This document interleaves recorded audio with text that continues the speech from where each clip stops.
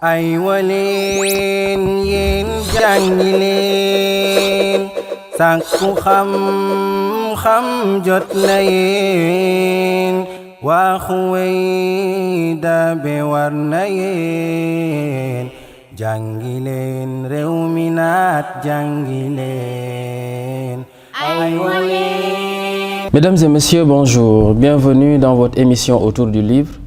Aujourd'hui, nous avons l'honneur et le plaisir d'accueillir M. Ngor Dieng, qui est écrivain, natif du Baol. Il est philosophe de formation et exerce le métier de psychologue conseiller. Il est en train de terminer une thèse de doctorat unique en philosophie. Bonjour Ngor. Bonjour M. Diop Farba, Elhadj Farba. Merci de l'invitation. C'est un plaisir pour moi de partager avec vous ces moments-là. Merci beaucoup. Donc aujourd'hui, nous allons parler de votre ouvrage que vous avez publié aux éditions L'Harmattan Sénégal, qui est intitulé « Le Sénégal entre illusion et illumination ». Ce livre est une radioscopie complète de la société sénégalaise que vous avez fait et vous avez abordé plusieurs thèmes allant de l'éducation à la politique, au système universitaire et également à la citoyenneté. Et vous avez également rendu hommage à d'illustres personnalités à travers le livre. Et déjà, pour commencer, pourquoi vous avez choisi le titre de cet ouvrage, Le Sénégal entre illusion et illumination? Merci beaucoup pour la question parce que le titre aussi est important et ce n'est pas toujours quelque chose qui est gratuit. Donc, l'architecture même du livre répond, ou bien le titre répond même à l'architecture du livre, qui est composée essentiellement de deux parties, deux grandes parties. Donc, une partie où je semble un peu faire peindre un tableau sombre de la situation socio-économique et politique du Sénégal. Et un deuxième tableau où je semble mettre en lumière, en tout cas, un certain nombre de personnalités sénégalaises, du monde scientifique, du monde littéraire, du monde politique, du monde religieux, qui peuvent servir d'exemple aux jeunes, qui peuvent servir d'exemple à la postérité. Donc, d'une part, j'ai parlé d'ombre, et d'autre part, j'ai parlé de lumière, ce qui correspond au titre « Le Sénégal entre illusion et illumination ». Et ça signifie que aussi je ne tombe pas dans le pessimisme ou bien même dans le désespoir, mais j'ouvre des portes qui vont directement vers la lumière. Ça veut dire que, quels que soient les problèmes auxquels nous sommes confrontés, il y a possibilité d'avoir des solutions. Absolument. Et dès l'entame de votre ouvrage, déjà à l'introduction, vous agissez en tant que psychologue en essayant de faire une description de l'homo sénégalensis, en évoquant certainement ses défauts, ses habitudes, ses illusions et parfois même ses rêves. Est-ce que, selon vous, le peuple sénégalais que vous êtes en train de décrire dispose de préalables pour aspirer pleinement au développement? Bon, je vous dirais que tous les peuples disposent de préalables pour aspirer au développement. Maintenant, ce qui nous manque, ce n'est pas ces préalables-là, mais la prise de conscience que nous devons en avoir, mais surtout la possibilité ou bien la volonté de les mettre en pratique, de les mettre en acte. Donc, nous avons tout ce qu'il nous faut pour nous développer, je ne cesserai de le dire, du point de vue de nos ressources naturelles, du point de vue de la jeunesse de nos populations, du point de vue même de la qualité de nos ressources humaines. Nous disposons de tout pour nous développer. Mais malheureusement, jusque-là, on peine à décoller parce que tout simplement, il y a un certain nombre, en tout cas, de préalables qui sont là, mais que nous n'avons pas essayé de mettre en œuvre pour pouvoir aller vers le développement.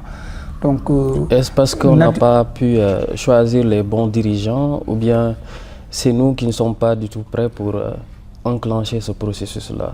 Bon, moi je pense que je ne suis pas du genre à indexer seulement une partie pour laisser une autre partie dans les responsabilités que nous avons tous, en tout cas vis-à-vis de notre pays, vis-à-vis des questions de développement. Aussi bien je peux m'attaquer aux populations en mettant en exergue leurs défauts, en tout cas toutes leurs attitudes et les comportements qui les empêchent d'aller vers le développement, autant aussi je peux indexer le comportement de nos dirigeants qui ne semblent pas faire montre d'une volonté politique pour pouvoir aider nos pays à sortir de ce gouffre-là. Donc pour moi, les responsabilités sont partagées. Les populations ont une part de responsabilité dans ce qui nous arrive. Nos dirigeants aussi, qui sont produits par nos sociétés, par notre société aussi, ont une part de responsabilité. Absolument. Donc un peuple n'a que les dirigeants qu'il mérite et les dirigeants aussi ne sont qu'à l'image du peuple, je ne cesserai de le dire. Si nous voulons résolument aller vers le développement, il nous faudra nous tous changer d'abord pour pouvoir espérer le changement que nous voulons. Parce qu'on veut tous le changement, mais est-ce qu'on est prêt? Chacun d'entre nous, est-ce qu'il est prêt à changer pour pouvoir, en tout cas, se soustraire d'un certain nombre d'avantages en vue de l'intérêt général, en vue de l'intérêt de la communauté? Ça, c'est une question. D'accord. Donc, vous avez évoqué la question du développement. Et on ne peut pas parler de développement sans pour autant évoquer la question de l'école, que vous avez bien mentionné dans votre livre en évoquant la crise latente que nous connaissons dans le système éducatif. Et vous pensez que depuis un certain temps, est-ce qu'il y a eu au moins un changement ou bien des perspectives qui peuvent nous amener à croire que l'école est en train de jouer son rôle véritablement dans la société? Bon, en fait, on ne peut pas nier le fait que l'école joue quand même un certain rôle dans la société. Nous sommes tous des fruits de cette école-là, de cette école publique sénégalaise. Nous n'avons pas étudié à l'étranger et nous n'avons pas de complexe aussi par rapport à ceux qui ont étudié à l'étranger. Donc, nous sommes un pur produit de l'école publique sénégalaise et nous nous en glorifions. Tout de même, l'actualité même semble me donner raison. Aujourd'hui, l'université Cheikh Anta Diop de Dakar est fermée depuis 8 mois. Donc, 8 mois dans une année universitaire, c'est pratiquement, ça ne reste plus rien. Bien sûr. Donc, l'école sénégalaise aussi traverse des crises. Et ça, c'est depuis des décennies, 2 à 3 décennies même. Absolument. Donc, et je pense que je ne cesserai de faire ce cri de cœur-là, de lancer ce cri de cœur aux acteurs de l'école, à la communauté. Parce que l'école, ce n'est pas seulement pour les acteurs qui gravitent autour, mais ça doit être l'école de la communauté. Parce que c'est l'école de nos enfants, c'est l'école de nos fils, c'est l'école des Sénégalais. Donc chaque Sénégalais doit s'intéresser à cette école-là pour pouvoir lui permettre de donner le meilleur qu'elle puisse donner à la société sénégalaise, c'est-à-dire des ressources humaines de qualité bien formées, non seulement du point de vue de leurs compétences, mais du point de vue aussi de leur comportement. Parce que quelqu'un que l'école forme et qui arrive au sommet, qui fait par exemple des détournements, mais il y a quelques failles dans le processus. Normalement, si c'est quelqu'un qui est bien formé, en tenant compte des valeurs que l'école doit incarner, il ne doit pas à la fin faire des détournements, faire un trop patouillage ou bien même veiller à ses propres intérêts au lieu de travailler pour la communauté. Cela veut dire quoi? Cela veut dire que l'école est certes en train de faire son petit bonhomme de chemin, mais il y a beaucoup de choses à revoir dans le système éducatif. Du point de vue des enseignements, apprentissages, du point de vue même des disciplines à enseigner, du point de vue des méthodes d'enseignement, parce que le monde évolue, les jeunes de notre génération ne sont plus les jeunes d'aujourd'hui qui sont à leur portée la technologie, Internet, les réseaux sociaux et qui peuvent s'informer au-delà des canaux traditionnels que nous avions, à savoir l'école. Donc cela veut dire quoi? Cela veut dire que l'enseignant aussi, il doit s'adapter, le système doit s'adapter à la jeunesse, le système doit s'adapter à la technologie et sinon aussi, il risque d'avoir un déphasage entre ce que l'école propose et ce que véritablement les enfants veulent. Effectivement, et bien que vous ayez rendu hommage aux enseignants à travers le livre, vous avez aussi pointer du doigt qu'en réalité l'enseignement doit être une vocation, un sacerdoce. Et on sent qu'avec bien sûr ce taux chronique de chômage, les gens en réalité ont tendance à se réfugier plutôt dans l'enseignement. Qu'est-ce que vous en dites? Bon, c'est ça, hein. Vous savez, moi j'aime beaucoup l'enseignement. Je peux même dire que je suis un enseignant de vocation. Donc j'aime beaucoup l'enseignement parce que je crois aussi en l'enseignement. Et parce que tous les pays qui se sont développés en vérité, ce sont des pays qui ont donné de l'importance à l'enseignement. Ce sont des pays qui ont donné de l'importance à l'éducation de leurs ressources humaines. On peut avoir des infrastructures, on peut avoir des hôpitaux, des écoles, mais si on n'a pas une population bien éduquée, ça ne va pas servir à grand-chose. Et de ce point de vue-là, je considère que aussi bien j'ai rendu hommage aux enseignants parce que c'est des gens qui sont méritants. Donc, c'est des gens qui nous ont formés, qui se sont donnés pour que nous soyons au niveau où nous sommes aujourd'hui. Mais aussi, je pense que depuis un certain nombre d'années quand même, à cause peut-être du chômage, en tout cas, beaucoup de jeunes se sont riés vers l'enseignement sans pour autant que cela soit une vocation pour eux. Ce qui fait qu'ils ne sont là que parce qu'à la fin du mois, ils perçoivent un salaire. Ces gens-là, ils ne peuvent pas se donner corps et âme, ils ne peuvent pas se donner le meilleur d'eux-mêmes pour former en tout cas les jeunes, pour former les élèves. Absolument. Et ça aussi, c'est une faille, c'est une tare de notre école, de notre système, ce qui fait que parfois, on note des comportements, des attitudes, des enseignants, la baisse du moins du niveau de certains des enseignants, parce que quelqu'un qui cesse d'apprendre, il doit cesser d'enseigner. Absolument. Mais quelqu'un qui est là que pour le salaire, il n'a pas, il ne va pas trop se déployer pour pouvoir apprendre toujours. Donc il n'est là que pour le salaire. Et ça aussi, c'est des choses qui ne font que baisser les performances de notre système éducatif, qui ne font que biaiser même les résultats de notre système éducatif. Absolument. Je pense que de ce point de vue-là, quand même, il y a des correctifs à apporter et peut-être même on peut dire que depuis un certain nombre d'années, avec en tout cas, le niveau s'est un peu élevé quand même, parce que c'est vrai qu'on recrute, en tout cas pour ce qui est de l'école primaire, on recrute à partir du niveau bac, mais la plupart des candidats qui se présentent, parce que moi j'ai eu la chance de faire partie des membres du jury, surtout du concours de recrutement des élèves maîtres, la plupart des candidats qui arrivent ont leur licence, leur master, parfois même des doctorants, et ça aussi c'est une bonne chose. Effectivement. Et vous êtes un éminent acteur du système universitaire, du milieu universitaire plutôt. Et dans votre ouvrage, vous avez, dans le chapitre 2, évoqué 2 épisodes malheureux que l'université a connus depuis 2014 avec la mort de Bassirou Faye. Et en 2015 également, nous avons connu la mort de Sayer. Et moi, j'ai beaucoup aimé la démarche quand vous avez transformé leur message en un message épistolaire à l'endroit des étudiants, mais également à l'endroit du président de la République. Est-ce que vous pensez qu'aujourd'hui, vous l'avez évoqué tantôt, avec la crise que vit l'université, est-ce que les choses ont vraiment changé? Bon, on peut dire que les choses ont vraiment changé.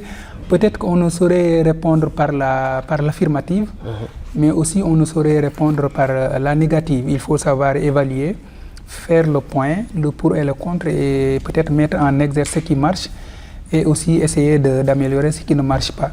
Mais je pense qu'encore une fois, l'actualité me donne raison, parce qu'il y a 2 étudiants qui ont été en tout cas fauchés récemment avec les événements qui ont eu lieu avec le report de la présidentielle. Absolument. Donc moi je pense que l'éducation de manière générale est une affaire sérieuse, l'université en particulier. Si nous voulons que nos pays se développent, il faudra davantage donner du sérieux dans l'éducation, faire du sérieux au niveau de nos universités. Parce que c'est le niveau le plus élevé où on puisse former nos ressources humaines. Nos cadres au niveau international, nos cadres au niveau national ont été formés à l'université et par les grandes écoles de ce pays-là et même à l'étranger. Donc cela veut dire quoi? Cela veut dire que non seulement l'État doit faire des efforts, en particulier, en tout cas les plus hautes autorités de ce pays-là, mais aussi les efforts ne sont pas seulement d'un seul côté. Les étudiants aussi, ils doivent aller vers un niveau de conscience qui leur permet parfois même de changer leur méthode de lutte. Absolument. Donc ce n'est pas seulement la grève qui peut régler les choses. Je pense qu'il y a beaucoup de stratégies qu'ils peuvent mettre en place, parce que un étudiant aussi, c'est l'intelligence, c'est la jeunesse, c'est le bouillonnement des idées. Ça ne doit pas être seulement le bouillonnement des muscles, le déploiement des muscles, mais ça doit être aussi le bouillonnement des idées. Absolument. Donc les étudiants, ceux qui ont eu à apporter des transformations sociales dans ce pays-là, il y a parmi eux aussi, il y a des étudiants, mais 68 et là, c'était des étudiants. 88 et là, c'était des étudiants, des jeunes. Et donc, il y a aussi d'autres événements qui se sont passés et qui ont donc qui sont partis à partir de l'expérience des étudiants ou bien même de l'action des étudiants. Donc un étudiant, il doit atteindre un niveau de conscience qui lui permet de pouvoir même apporter quelque chose de positif au fonctionnement du pays. Ne pas seulement être un lanceur de pierre, donc quelqu'un qui est là, qui descend toujours sur l'avenue Cheikh Anta Diop pour pouvoir barrer les véhicules, pour pouvoir barrer la route, mais il doit aussi produire des idées, il doit faire des propositions qui peuvent même éclairer les décisions des autorités. Moi, je pense qu'aussi on doit aller, et pour cela aussi, il faut qu'il investisse véritablement le champ de la connaissance. Dans le champ de la Donc, connaissance. un étudiant, c'est quelqu'un qui doit étudier, c'est quelqu'un qui doit avoir une culture générale, c'est quelqu'un qui doit avoir une conscience citoyenne, une conscience civique qui lui permet de comprendre aussi bien la géopolitique nationale, mais aussi la géopolitique mondiale. Et là, ça va jouer en faveur de l'action qu'il va mener au sein même de l'université et en dehors de l'espace universitaire. Donc vous venez de me souffler le mot, vous avez évoqué la question de la géopolitique. Aujourd'hui, à cette période, à l'heure où nous sommes, il y a beaucoup d'enjeux qui tournent autour déjà du terrorisme. Mais avant cela, je voudrais qu'on campe le débat sur le retour de la France-Afrique. Donc vous avez évoqué cela et je pense qu'on ne peut plus nier ce fait. Avec bien sûr la présence massive des entreprises françaises au Sénégal, avec le gouvernement de Macky Sall, c'était le cas aussi avec le gouvernement de Wade et peut-être même avec les gouvernements précédents. Aujourd'hui, quelle doit être l'attitude des dirigeants, de ceux qui aspirent plutôt à diriger ce pays-là? Bon, je voudrais juste rappeler que la France-Afrique, ce n'est pas le colonialisme, mais c'est le néocolonialisme. Parce que la colonisation, c'était quand ils étaient là chez nous. Mais la France-Afrique, c'est véritablement le néocolonialisme. Ils n'ont plus besoin d'être là physiquement pour nous coloniser, mais à travers des méthodes, à travers des stratégies, ils sont toujours là parce que leurs entreprises sont là. Effectivement. Et je pense que la pire forme de domination, c'est d'abord la domination psychologique, mais aussi c'est la domination économique. Quelqu'un qui est économiquement dépendant ne peut pas être politiquement, culturellement indépendant. Effectivement. Donc cela veut dire quoi? Cela veut dire qu'il nous faudra d'abord une certaine libération, une certaine autonomie du point de vue économique, du point de vue de nos ressources, pour pouvoir en tout cas aspirer à la forme de liberté à laquelle nous aspirons tous aujourd'hui. Donc la France, elle est là en Afrique, on parle d'ailleurs de France-Afrique, un pays contre un continent, ça c'est déjà problématique. Avec les sommets qui sont organisés. Très bien. Des sommets qui sont organisés France-Afrique, un pays en face d'un continent, ça c'est déjà problématique. Mais aussi la présence massive des entreprises françaises, surtout avec cette seconde alternance-là, ne laisse pas présager que c'est bientôt la fin de cette France-Afrique-là. Maintenant, pour moi, ce qui doit être l'attitude des dirigeants qui vont venir, parce que nous sommes dans une période de transition, ça c'est inéluctable. Donc nous allons vers un nouveau régime, nous allons vers l'accession d'un nouveau président à la magistrature suprême, d'un nouveau Sénégalais à la magistrature suprême. Et je pense que leur attitude doit être une attitude de responsabilité. Effectivement. On ne peut plus continuer, on ne peut pas vivre aujourd'hui, la géopolitique mondiale ne permet plus à un pays de vivre dans l'autarcie, c'est-à-dire de s'enfermer sur lui-même. Mais ce que je prône, c'est une coopération d'égal à égal, une coopération mutuelle où les deux parties vont se traiter de manière respectueuse. C'est-à-dire que l'Afrique, bien que le Sénégal respecte la France dans ses relations, mais que la France aussi en retour respecte le Sénégal, respecte l'Afrique dans ses relations. Que la France ne soit plus là seulement dans la posture d'une puissance qui exploite l'Afrique, mais aussi dans la posture d'une puissance qui coopère avec l'Afrique. C'est-à-dire que la France va nous donner ce dont nous avons besoin, nous aussi nous allons essayer de lui produire ce dont elle a besoin, mais de manière équitable, de manière respectueuse, d'égal à égal, comme ça se fait avec les grandes puissances. Mais que ça ne soit plus dans la posture d'une injonction que la France va donner aux pays africains ou bien aux présidents africains. Que ça ne soit plus dans la posture d'une nation qui a la possibilité de faire des ingérences dans les affaires intérieures de nos pays. Donc, et ça aussi, je pense que ça dépendra tout simplement de notre attitude. Parce que j'ai l'habitude de dire que l'Occident n'est pas notre problème. Mais notre problème, c'est notre rapport à l'Occident. Il faut que ce rapport-là soit un rapport fait sur la base du respect mutuel. Et ça, je pense qu'il nous faudra avoir des dirigeants qui croient en eux-mêmes, qui croient en leur possibilité de développer leur pays, qui croient en leur population, mais aussi des dirigeants qui ont un background idéologique, intellectuel, solide pour pouvoir dire non quand il faudra dire non, et pour pouvoir maintenant exiger le respect de la France vis-à-vis de l'Afrique. Effectivement. Alors, donc, en tant que musulman aussi, vous avez évoqué une question, disons, peut-être sensible pour certains, assez délicate. Oui.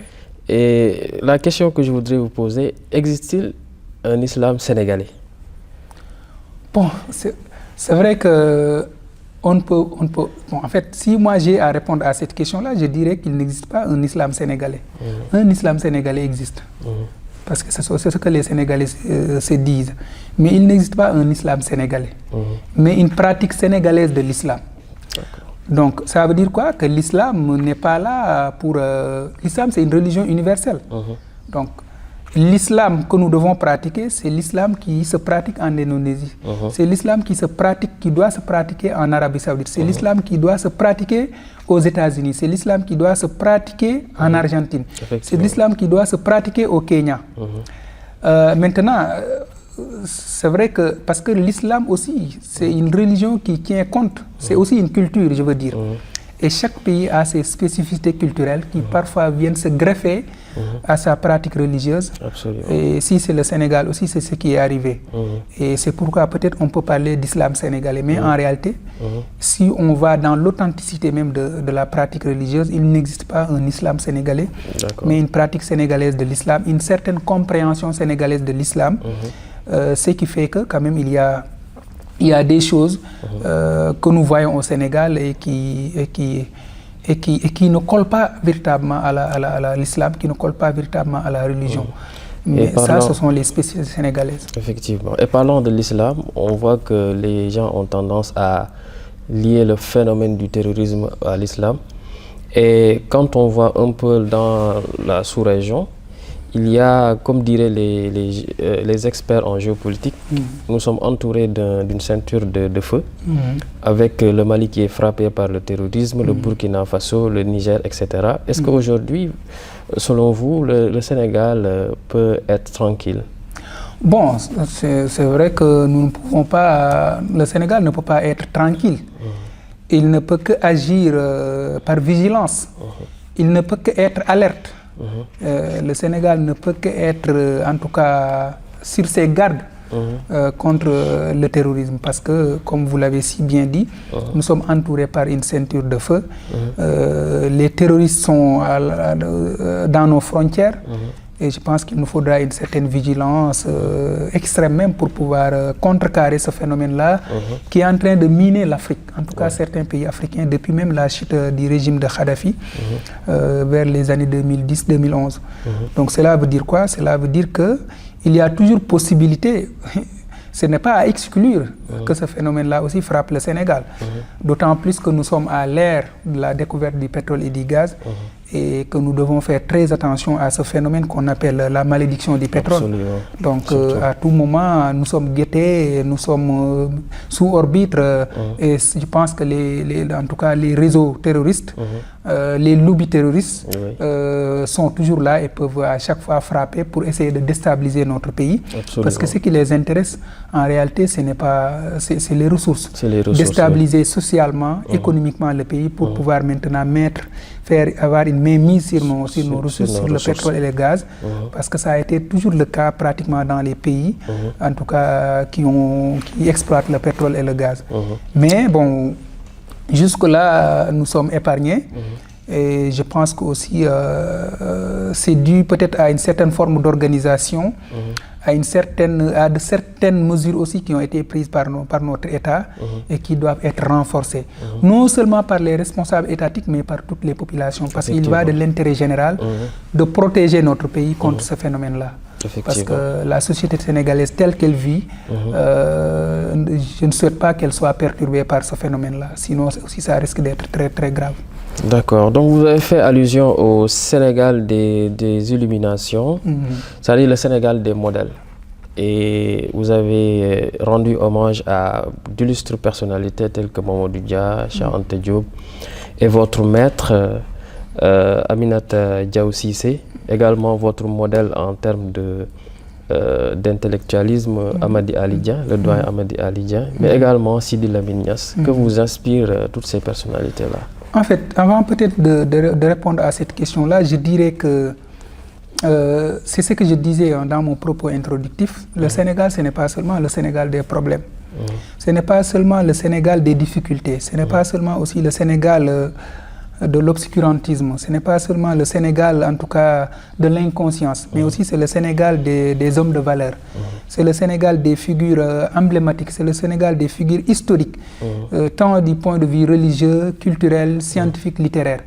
Et on doit aussi s'intéresser à ce Sénégal-là pour pouvoir offrir la jeunesse, pour pouvoir offrir un exemple à la jeunesse ces figures-là. Je pense qu'aussi, un pays a besoin de repères, un pays a besoin de références. Et dans les pays développés, il y a de grandes cérémonies de commémoration qui s'organisent. Nous aussi, nous devons aller vers ça. Nous devons aller vers la commémoration des figures historiques qui ont marqué notre pays et qui ont été d'un apport positif à la construction nationale. Et nous devons les mettre en exergue, les offrir aux jeunes en exemple dans les médias, comme je le disais, au sein de la cellule familiale, dans la société, à l'école, à l'université. Parce que ça permet aux jeunes-là de savoir qu'il y a des gens qui se sont sacrifiés, il y a des gens qui ont été constants dans l'effort, il y a des gens qui ont été constants dans la vertu pour que le Sénégal reste debout, pour que le Sénégal soit le pays dans lequel nous vivons aujourd'hui. Parmi eux, il y a Mamadou Dia. Parmi eux, il y a Cheikh Anta Diop, Amady Ali Dia, comme vous l'avez dit, qui est mon modèle du point de vue intellectuel. Il y a Aminata Diaw Cissé, qui est mon maître. Il y a aussi Sidi Lamine Niasse. En tout cas, il y en a même d'autres que je n'ai pas pu citer dans le livre. Mais, entre autres, ce sont des figures véritablement que l'on doit mettre en exemple, que l'on doit mettre en exergue pour servir de modèle à la jeunesse. Pour servir de jeunesse, de modèle du moins à la jeunesse sénégalaise. Parce que c'est une jeunesse pour moi qui est en manque de repères. C'est une jeunesse qui ne sait plus où mettre le pied. C'est une jeunesse qui est perdue. Et de ce point de vue-là, je pense que l'État a un rôle à jouer. Les médias ont un rôle à jouer. L'école aussi a un rôle à jouer pour pouvoir permettre à ces jeunes-là de connaître ces modèles-là. C'est cet effort-là que j'ai tenté de faire à travers ce livre pour dire que tout n'est pas sombre dans ce pays-là et qu'il y a toujours des fenêtres de lumière qui peuvent toujours encore continuer à éclairer le pays. Absolument. Merci Ngor Dieng. Donc je suggère vraiment à nos téléspectateurs d'aller découvrir cette immense œuvre de Ngor Dieng qui parcourt toute l'actualité au plan politique, au plan de l'éducation et qui peint la société sénégalaise de manière sérieuse et sans embâche. Donc quel est votre mot de la fin? Bon, je dirais que je vous remercie. Je vous remercie de cette invitation-là qui m'a permis encore de parler des thèmes que j'ai développés dans ce livre. Donc, et qui, quelque part aussi, me donne raison par rapport à la situation actuelle. Peut-être dire un mot aussi sur nos motivations, parce que tout ce qui nous intéresse, c'est le développement de ce pays-là. Donc, je rappelle que lors de la cérémonie de dédicace de mon premier livre, un des présentateurs, en l'occurrence Waliba, disait ceci. En définitive, l'homme qui parle dans ce livre n'est ni pour Dieu, ni pour le diable, ni pour les forts, ni pour les faibles. Il est simplement contre l'injustice et pour la vérité. Donc, c'est juste pour dire que je suis simplement contre l'injustice et je suis pour la vérité. Et parce que c'est cette vérité-là qui nous permettra d'aller de l'avant. Merci beaucoup, Ngor Dieng. Donc, mesdames et messieurs, nous vous donnons rendez-vous pour un prochain numéro de votre émission Autour du livre.